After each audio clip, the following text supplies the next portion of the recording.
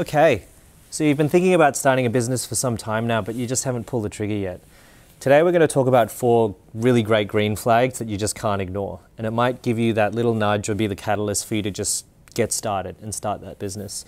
And this is based off the 4 catalysts and the green flags that I saw when I started my company, right? Which made us almost dive into the deep end almost immediately for this.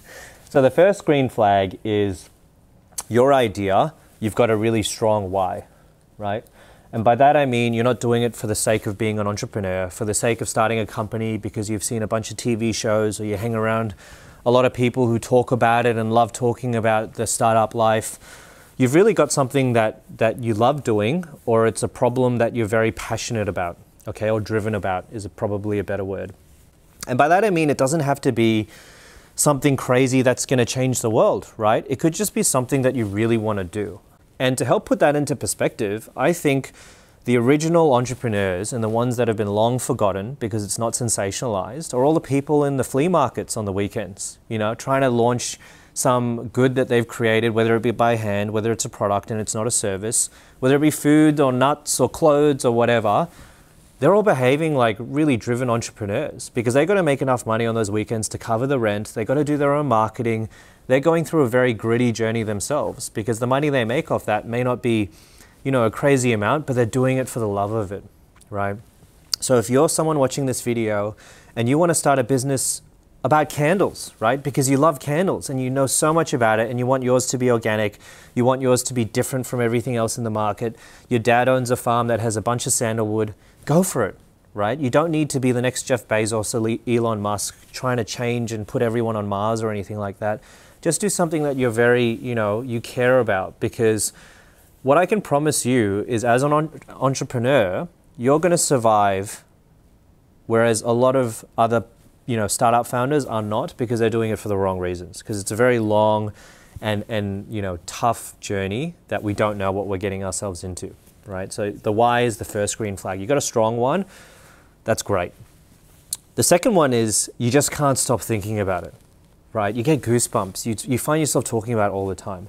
What makes it even crazy is if you've got a potential co-founder or a business partner who keeps nagging you about it as well, right? I think that's a very strong green flag, because it means that, there's a part of you, there's almost a part of your soul that really needs to see this through and at least experiment with the idea. And as an example, like when we started our business, which was called TwoSpace almost 10 years ago, and we turned restaurants that were closed during the day into co-working spaces, into a network of them, I first had that idea with my business partner in a restaurant, and we shared it over lunch while we were having a kind of pseudo business meeting, because we'd share ideas all the time. But that was the one idea out of like 30 that month that really stuck. Like I get a message from him in the middle of the night going, hey, I just can't let go of this idea. And I would be the same, hey, I really can't. So we just, because of that, we couldn't stop thinking about it. We really leaned into it. And that actually didn't mean, for those out there, we dropped everything and started. We figured out a way how to continue our jobs at the time and maybe put 20% of our energy into that idea. Like we pulled together what did we need to understand from, setting up a company. We had a name, which was really fun, which actually could be another green flag. You've already got a cool name about it. We understood what type of marketplace we needed to engage in. We looked at our competitive market at the time. Did anyone else do it or didn't they do it? So we put all that effort in on the side before we actually got into it, but at least we took that first step, right? So the second green flag is if you can't stop thinking about it, it's actually a good thing. So I forgot to say, these 4 green flags aren't necessarily something that you have to do for your business. If you've got the 4, great. Even if you have 2, awesome. If you've got none, it's just important to get started. Okay? But please don't take these 4 as gospel. Yo! Come here. Here. Lips, you can have this. Do you want this? Alright, flicking it back to the office. The third green flag is pretty much your mindset. If you can be comfortable going in, especially because this may be your first startup, your first company, knowing that this is an experiment to a degree and you're going to learn from it, that's a huge green flag for me, okay? I think it's kind of dangerous sometimes when I see aspiring entrepreneurs thinking that their first idea is going to be the one that changes the world, or even if it's not a world-changing idea, it's going to be the one that kind of sets them up for success. I worry a little bit and I raise my eyebrows because, the best thing that can come out from your first company, if it's not a success, is your ability to learn from it, for you to grow as a founder, as an entrepreneur, because you can then apply it to potentially your next idea or whatever you do next, even if it's going into a corporate environment and a corporate career. Because we don't know, like, especially if you start your first one, you don't know how hard it's going to be. You don't know how the market's going to react to your product offering. You're going to get asked a bunch of questions that you're going to have to pretend to know you know the answer for. Like, you know, a classic question everyone gets asked when you start your business, especially if you're looking for funding, is what's your target market? You know, how do you value your market share if this takes off?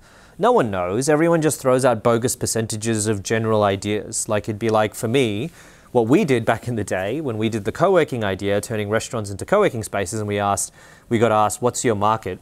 You know, how much is it worth if you capture it? We would have to go, okay, well, you know, there's this much money in co-working. We're going to cannibalize and try capture 20% of that. There's this much market share within Sydney or Melbourne, within Australia, within office space. We're going to try to capture 10% of that. And because we have a very affordable co-working offering, we're going to try and capture people who live and work at home or in their garages.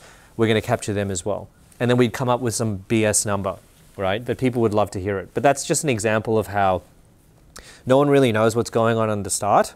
And if you're comfortable knowing that and you lean into it, it's going to serve you really well. Okay? The fourth one, I'll do a 3.5 one, and the fourth one. The 3.5 one is if you've got a name for it. This is just a bit of a fun one. If you've got a name for your idea and you can't stop thinking about it, that's awesome, right? And don't get bogged down in what the brand looks like and the colors and all that stuff and the logos. That's going to change. Even if the name sticks, I promise you your logo is going to change. And you've seen a bunch of companies go through different changes, and that's because their customer data gets better and their customer demographic changes. Like for us, the TwoSpace logo at the start, because the two co-founders, myself and my business partner, were male, was very masculine, right? But because our customer demographic actually became more women than men towards the end, once we hit that 10,000 user base, we actually rebranded the logo to look a lot more feminine, and I actually liked it a lot more, and the colors were a lot more warm than like this very bachelor-esque space gray and just dark orange, right? So all of that stuff's going to change. But if the name, that's a cool little green flag that you should hold on to the point where, and sorry, going off a bit of a rant, but when we made our first profit, we spent it on swag. We spent it on hoodies and shirts and all that kind of stuff because that motivated us to keep going in our own weird way. The last green flag, just to close this off, is your idea you can launch without having to go and ask someone for money, right? Not saying that funding is a bad thing. I just think it teaches the wrong thing to founders who are starting their first business, okay? If you go down the path of funding, you'll find your first year or a year and a half, if not 2 years, is just spent pitching and making pitch decks, and you're never going to start till you get that first amount of capital that you think you need to cover your salary, to hire some people and to build an app, right? And don't get me started on building apps. I've seen so many entrepreneurs spend way too much money on an MVP where they just needed to get it out there, and they've spent like 100 grand building an app, and it goes nowhere. That's a waste of money. If you can figure out a way how to launch your business without asking for capital, because then you're not obligated to anyone and you're not wasting time trying to chase it, great, because then you can just get started, you can experiment, you can pivot, you can do all these things. So that's my fourth green flag. So those are 4 green flags. I could probably give you 10, but let's just focus on those 4. And I just want to wish you the best of luck. I think you've really got this. And in the next week or so, I'll release a video on the 4 red flags that you probably should try and deal with before you launch as well. So thanks for listening, and I'll speak to you again soon.